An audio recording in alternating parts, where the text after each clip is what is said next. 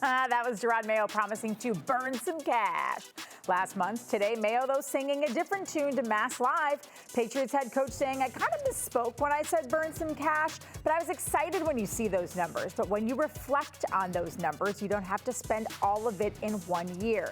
This is going to be a process. So I don't want people to think you got $70 million, $60 million, $70 million, whatever. So let's get this guy, that guy, that guy.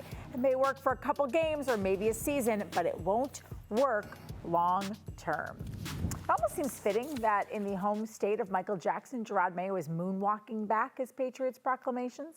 Hello and welcome to Arbella Early Edition. I am Trenni Casey. What I don't love about this whole ordeal are the optics. Burn some cash has the chance to turn into the full throttle of the football season.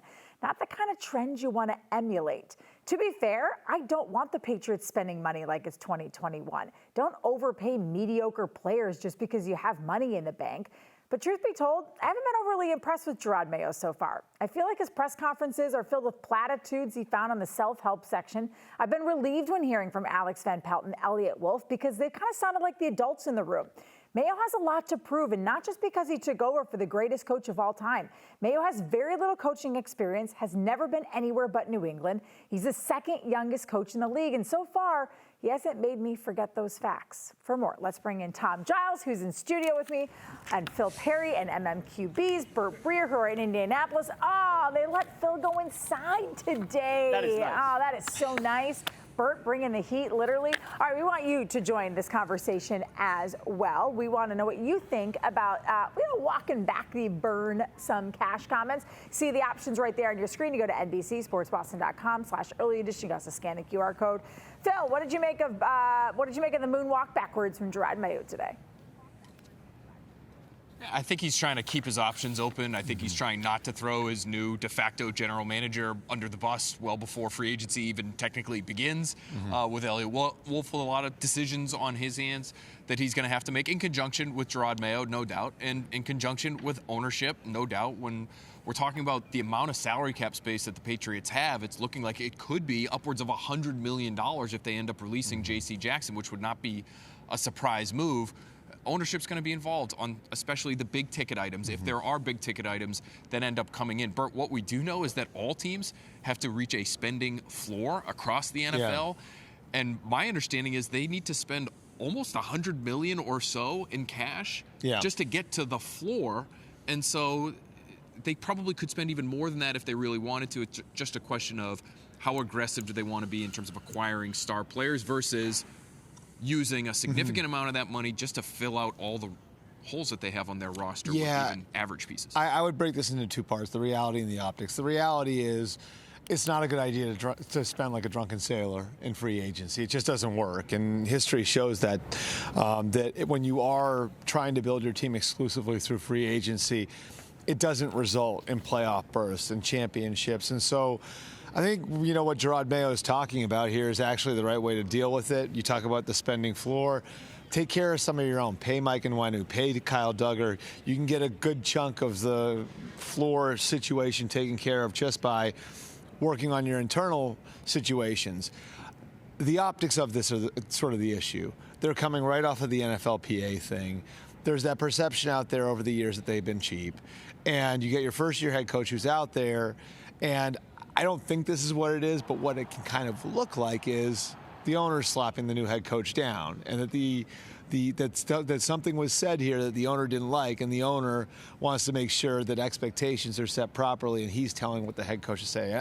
I'm telling you, I'm not saying that's what happened, but it's just sort of the way it came off, and especially, and I'll say this, especially when the Mass Live people kind of couch this as he's walking it back, right? So the people who wrote the story had it headlined as he's walking it back. Yeah, it was Karen Guregian, obviously a longtime great reporter on this story. I mean, listen, what Bert and Phil are saying makes perfect sense to me, Giles.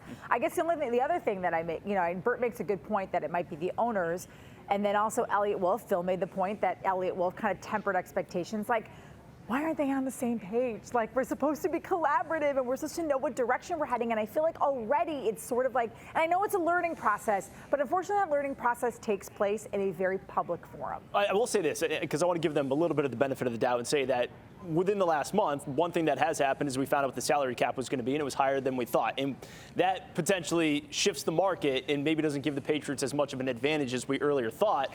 The other thing, too, is I look back at 2021, and we talked so much about how much money they spent with that free agent class, maybe overspent on what was really not that great of a free agent class, and then heard about it in 2022 and 2023. So I'm kind of looking at it and saying maybe it's not the worst thing in the world that they're not going to go out there and just throw a bunch of money this year. Yeah, guys, I know you can't see the poll, Phil and Bert, but 57%, 56% right now are saying, bummer, man, they should be spending. But to the point that Giles just made, and I made in my monologue, like, Bert, is this even the type of free agent class that is worth spending a ton of money on? No, and I don't think the cap going up helps them in that regard. It's going to give teams more space to tag their own players. I think there's probably some situations across the league right now, in fact, I know it, where there are teams that were going to have really tight cap situations that might be able to keep an extra player or two that they like who otherwise would have been cut. So I think the class is going to be thinner, and then the prices are going to be inflated. Less players out there, higher prices. Like the way I look at it is this is not going to be a great free agent class, and it's probably not the right offseason to be a big spender.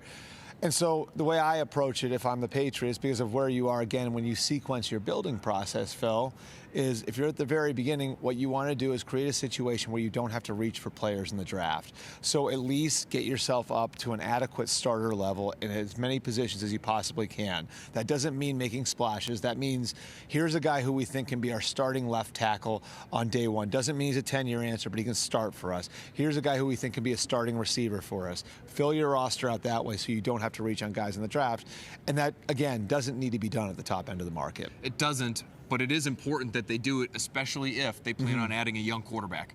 Because the last thing you want is to bring in a quarterback with the number 3 overall pick and then have 3 of your 5 starting offensive line positions not figured out because you wanted to slow play it in free agency. If you have to overpay a little bit for Mike Owenu just to make sure you have right tackle shored up, that to me is a good idea. You have the space to do it. It will help develop your young quarterback, which really should be priority number 1, maybe even ahead of winning games in 2024.